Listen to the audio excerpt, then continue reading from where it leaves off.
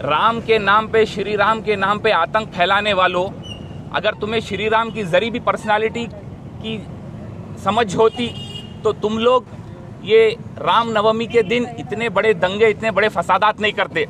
उनके नाम पे वोट मांगकर उनके नाम पे हिंदुइज्म को बदनाम मत करो। आज जो हम भाईचारे के साथ, एक दूसरे के तालमेल के साथ, यात्राओं के अंदर, मठों के अंदर, मंदिरों के अंदर, दरगाहों के अंदर, मस्जिदों के अराउंड सराउंड में आज हम मिल करके छोटा मोटा पेटी बिजनेस करके अपनी ज़िंदगी को जीने के वसाइल को तैयार करते थे, आज हमारे बीच में बीज बोया जा रहा है। इस डेमोक्रेटिक कंट्री के अंदर हमने अपनी आंखों को खोला था, जन्म लिया था।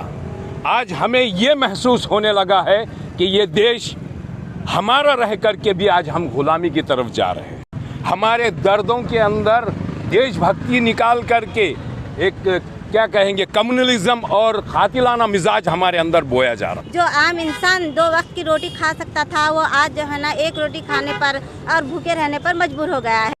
स्मृति ईरानी है, जरे से 1 रुपया 2 रुपये रेट बढ़ने पर जो है ना सिलेंडर सर पर लेकर आकर प्रोटेस्ट करती थी, जो है ना धरना देती थी। लेकिन वो आज कहाँ पर है?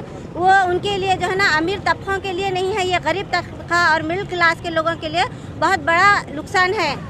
आज भारत को मैं यूं कहूं तो गलत भी ना होगा कि इन्होंने जो हमने अंग्रेजों को मार भगाया था, गोरे लोगों को, आज गेहूले आज हमें गुलाम बना करके रखे हैं। हमें ये जानने की ज़रूरत है कि हिंदुत्व और हिंदुइज्म ये दोनों में फ़र्क है।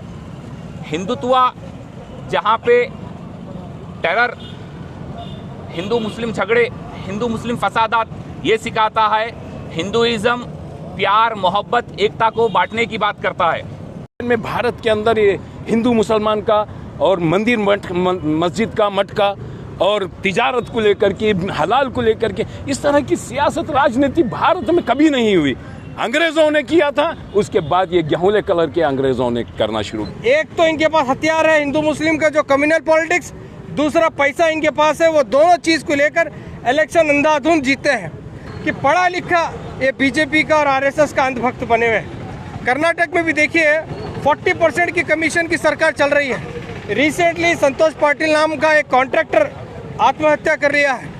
उन्होंने प्राइम मिनिस्टर को लेटर लिखा है कि कर्नाटक में इस तरह से कमीशन की सरकार चल रही है, जो कॉन्ट्रैक्टर्स हैं, एमएलएज होंगे, एमपीज होंगे या मिनिस्टर्स के जबान के ऊपर रोडों का काम, नालियों का काम, बेसिक कम्युनिटीज़ का काम कर रहे हैं।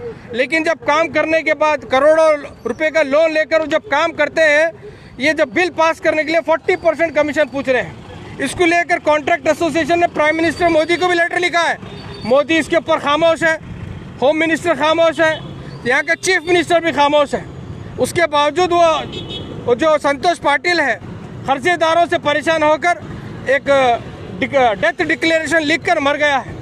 लेकिन अब तक ईश्वरप्पा के ऊपर कोई कार्रवाई नहीं हुई, अरेस्ट नहीं हुआ, रेजिग्नेशन नहीं हुआ। ये इतने मोटी चमड़ी के लोग हैं बीजेपी वाले, इनको मालूम है रेजिग्नेशन नहीं दिए तो भी क्या फ़र्क पड़ने वाला है, महंगाई बढ़ने तो क्या होने वाला है। इनको मालूम है इलेक्शन किस तरह से लड़ना है, अंधभक्तों की तादाद किस तरह से बढ़ाना है, ये कला जान चुके हैं। तो आज social democratic party of India पूरे देश भर में ये जो बढ़ती कीमतें हैं, इसको लेकर एहतजाज कर रही है। आम लोग हैं, आम जो लोग हैं, ये अब बाहर आना है। कब तक आप खामोश रहेंगे? कब तक गूंगे और कब तक बहरे बनते रहेंगे? अगर इसी तरह से चलता रहा तो ये जो पेट्रोल है 500-1000 रुपये लीटर भी अगर हुए भी तो इस बीजेपी सरकार पीछे नहीं हटेगी, क्योंकि इनको मालूम है इलेक्शन किस तरह से लड़ना है, हुकूमत किस तरह से हासिल करना है। तो आज एसडीपीआई की तरफ से ये जो महंगाई के ऊपर जो दिन पे दिन महंगाई बढ़ रही है, इसके खिलाफ हम प्रोटेस्ट कर रहे हैं। मैं तमाम इंडिया के जितने भी लोग हैं, मैं रिक्वेस्ट करता हूं कि आप आइए, ये जमहूरी मुल्क है।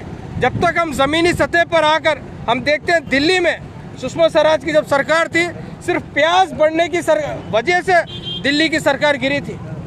260% टैक्स फ्यूल के ऊपर लगा रहे हैं, फिर भी खामोश हैं। तो आम जनता रोडों पे आना है, जमहूरी मुल्क है। जब तक आप लोग नहीं बोलेंगे, या अंधी बहरी सरकार नहीं